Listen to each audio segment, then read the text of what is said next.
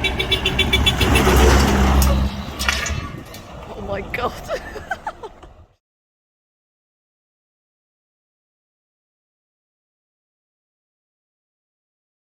Right, thanks for joining me on episode 3 of the Discovery V8. So on this episode, we are going to tackle, actually as you can tell, giving it a nice little wash and then just been out driving it again. So we're going to tackle some of the interior bits that I think need doing on the car. So number one will probably be to sort out this door card, work out what we're missing, and you know, make a good set out of what we've got in the back here. Pretty sure one of them's the right one. Then we will be taking the headlining down, which should only just be a load of screws really, so shouldn't be too bad. And then we're going to work through and work out what we're going to be replacing in here and try and find it. I know this bit, this trim here is completely knackered, as you can see through here. It's completely blown apart. So that's a good candidate to replace that one there. And it also has got, sorry, it's a bit dark in here. Also, it's got some mysterious bolt in here. I guess it's from a dog cage or something like that. So we'll be tackling that. But I think first things first, let's have a little go at that door card.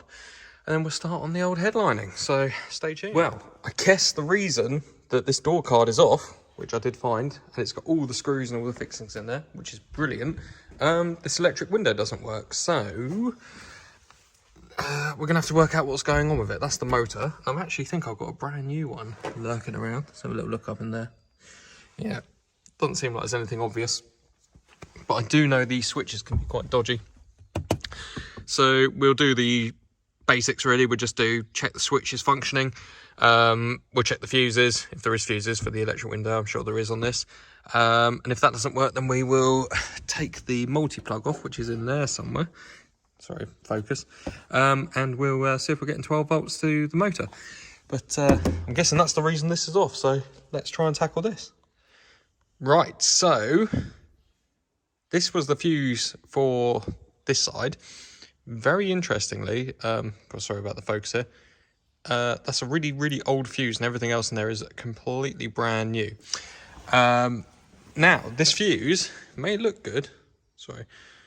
There you go. It may look okay, but it doesn't work. So that's not fixed the problem. I have put a nice new fuse in there, as you can see. Well, you can't really see. So I'm going to say the fuse is all right. I'm going to get a multimeter on it in a minute. However, just taking the switch panel out here, as you can see. For anybody that wants to know how to remove these, it's very easy. You just pull the handbrake gaiter off, and then you slide the whole thing towards the handbrake gaiter, and it just lifts off. So don't prise it or whatever. You can see under here someone's tried to pry it at some point. I don't know if you can see that actually. Sorry, camera's not really very focusing. No, there you go. You can see where someone's tried to pry it. Don't pry it. Literally pop that off and slide it, and it pulls out. It's nice and easy. Right, so what I've done is I swapped the connectors across. This switch is fine. So when I put this one onto here, it operates that window completely fine. However, when I do it the other way around, it's just not doing anything. Even if you swap the cables across. So you put this cable onto this switch here, it's not working this side. I'm thinking it's the motor. I'm thinking the motor's the problem. I'm just going to go and get a multimeter and check that the fuse is live. If the fuse is live, then we'll pull the multi-plug off in there, which is a little bit fiddly to get to. And then we'll see if we've got power going to the window. So bear with me. Right, so you're joining me at the fuse panel. And what we're going to do is we're going to check whether these fuses are live for the electric window. So the electric window fuses are these two bottom right ones here, just there and there. And what we're going to do is we'll set the multimeter to 20 on the volts, because obviously it should be about 12 volts. Put the negative onto an earth on the body, so it can be anywhere. And then with these type of fuses, you can actually just probe the top of it like that. There we go. Again, 12 volts into one side. Check the other side like that. 12 volts there, so we know that fuse is good. That one, oh sorry for the focus, 12 volts there, 12 volts there. So we know that the fuses are working, which is good. So we haven't got a fuse box issue. So what we can do, I mean, you can check the switch and make sure that the switch is getting 12 volts and all that sort of thing. I think we're going to go and just unplug the window motor now, and then we will see if we're getting 12 volts when that's working. So bear with me and I will unplug that and we'll see what we're getting. Right, so if I am correct, these are still on that connector. So there we go. That shows that we are getting, there you go, negative for one way, positive for one way. So we know that the wiring is good and it's going to be the motor. So I think I might, stashed away, have a new motor. Let's turn that off for a second. Turn that off as well. I think over here somewhere there's a motor. So let me go and have a quick look. Well, I did have one, but it's the wrong one. It's for the wrong side, and that is not the right connector at all. There might be something we can do with it, I'm not sure. Let's take the old one out and see. Might be able to make something out of the pair of them, but we'll just give the other one a bang and it will start working, so bear with me. Here's the motor that we just took out of the door card. This is the offending article, so we're going to see if we can put a bit of life into it. It's just 3 bolts, 1, 2, 3 there, and she just wiggles out. No one has taken this off because that was in there tight. There's the part number for it.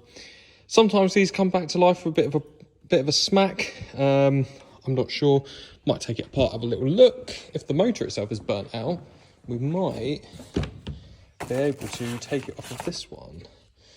Looks almost identical. It's obviously it's the wrong side and size. This is for a front right hand. Had this for a little while actually. I did some work on a friend's Discovery, and it's just been sitting here since. So let's see if we can make one good one out of the pair. If not, we'll just order one. I'm sure it won't be too expensive, but bear with me. Right, so I'll try and give you the best angle I can here. Sorry, it's a little bit late in the evening, so it's a little bit dark in the workshop. So here we have the motor. As you can see here, what we're going to do is we're just going to stick 12 volts straight to it. I like the whole dodgy method of using a jump pack with some screwdrivers. That's my preferred method. So if we touch this, we should get the motor spin one way. No, nothing. Just need to kill myself instead. Hang on. Let's wedge that on there.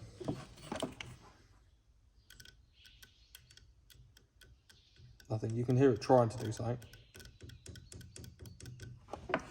Okay. Let's reverse it. See if we can turn the motor the opposite way. Might get away with a bang or just taking it apart and giving it a bit of a clean. Never know.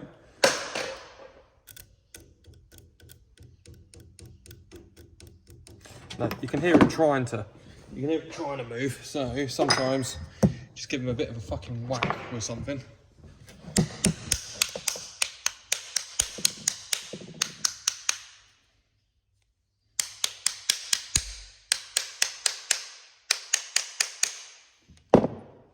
See if that makes any difference to it at all.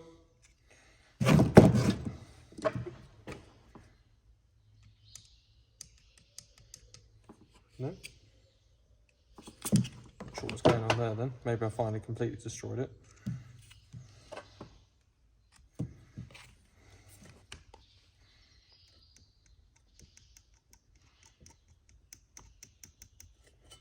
Nope.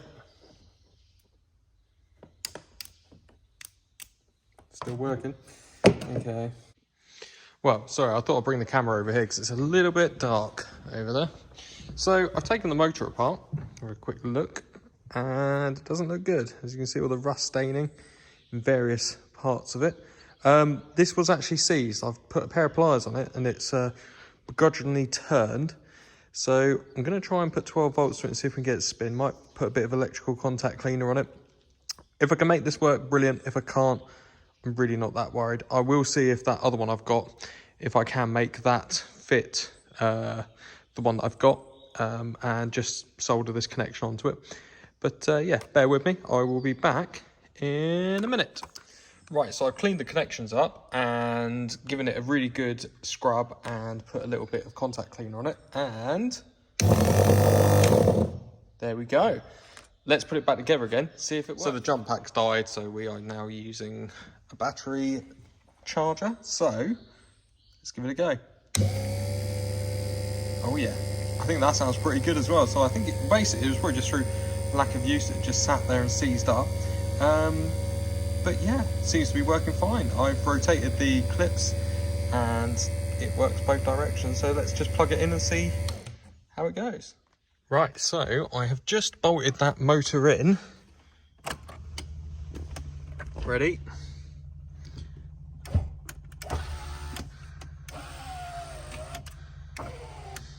Oh yes.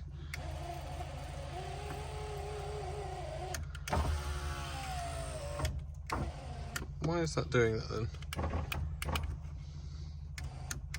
I'm not sure why, but when I press down it goes up, and when I press up it goes down.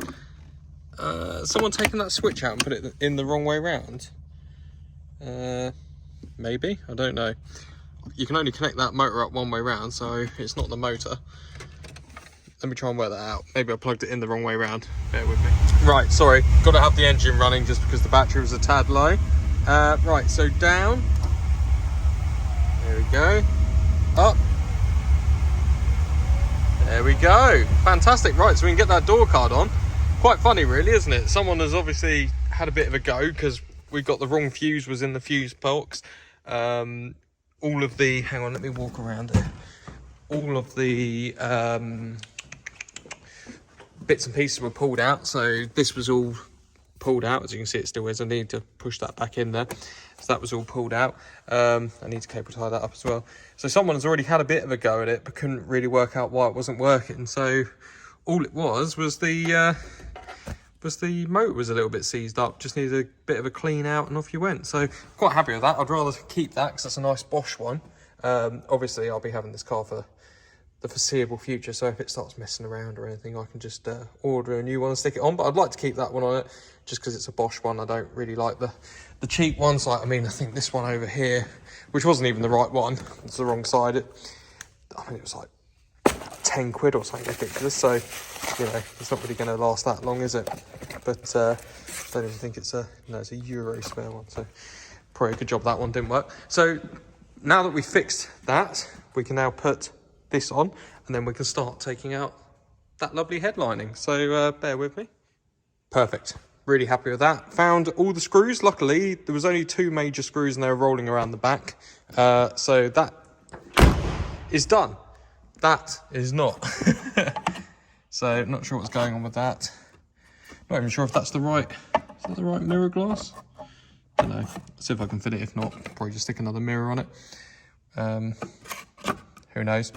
Right. Oh, that brings me on to it. If anybody needs a set of door cards, there is another set in here. They're double speaker style ones, but they're absolutely immaculate 2-door ones. So if anybody is after a set, put a comment and I will send you an email or a message or something. I'm sure we can do a deal on those. So yeah, so that's all done. Ignore that mirror for now. The next step is going to be to take this headlining out. So yeah, probably stick it on a time lapse and let's go.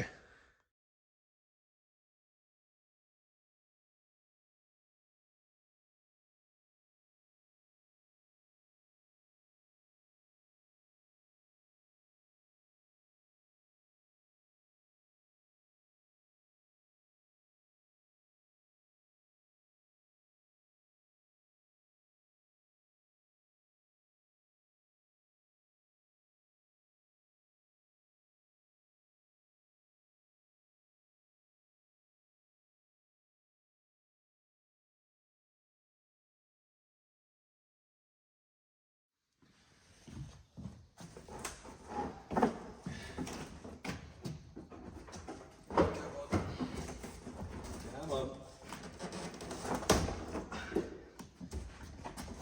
Come on. Oh. Come on.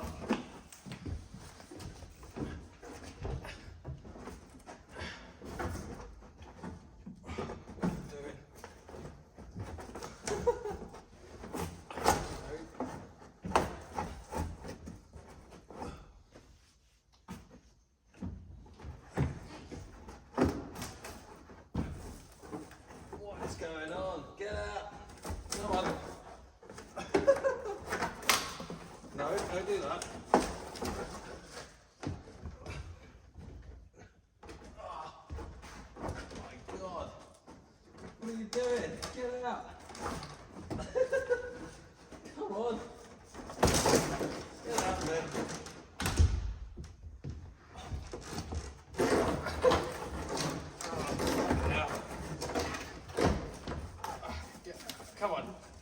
gentle, gently.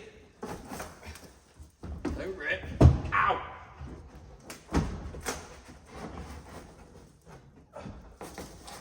Oh. I feel like there's an easier way to get this out.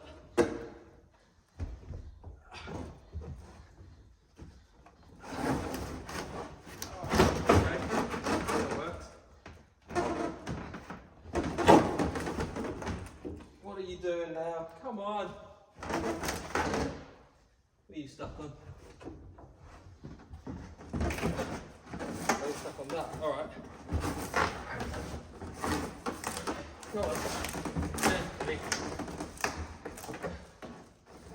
Jesus. Don't do that. Ah. Success! Woo!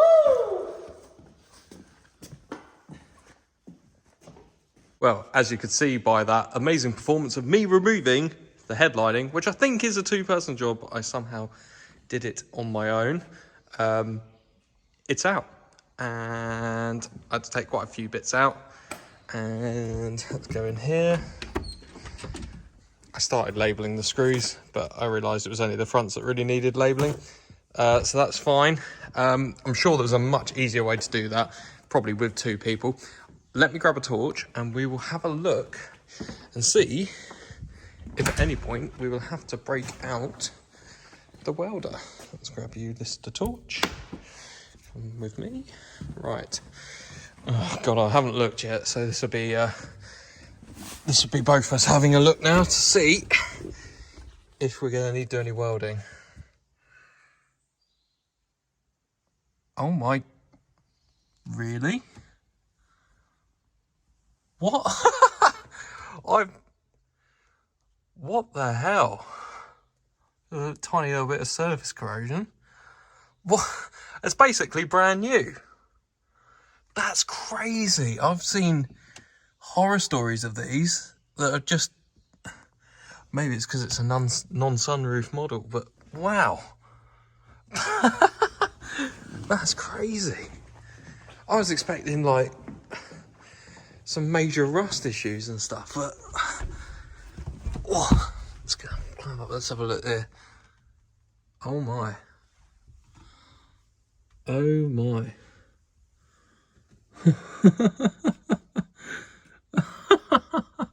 There's a tiny little bit there, just the smallest little divot. Wow. Oh my goodness. That's crazy. That's crazy. That's, well, I don't know. I've seen quite a few of these and they're usually completely rotten. Wow. That's, yeah, that's not bad, I don't really be doing anything in here. Might do a little bit of, titivating or something, but look at that. That's like a brand new roof. Wow. Okay, yeah. Mildly surprised. I'm actually incredibly surprised. I have to have a good old weld here. No, very happy with that. This is scrap, this piece, as you can see. So we'll have a bit of fun trying to find whatever that piece is called. I don't know what that is. B pillar, C pillar thing. I don't know. Try and find one of them, especially in that Sona blue colour. Wow, okay. Right. Well, let's just climb out of here now. Amazing. That's the end of the episode then. So, wow, that's great. Have to order the new headlining material. Not sure what type it should be. Well, we're well on the way here. Thanks for watching, guys. Yeah, I'm just a little bit dumbfounded, really. I was expecting it to be completely rotten up there. Yeah, thanks for watching. On the next episode, we'll be doing the headlining.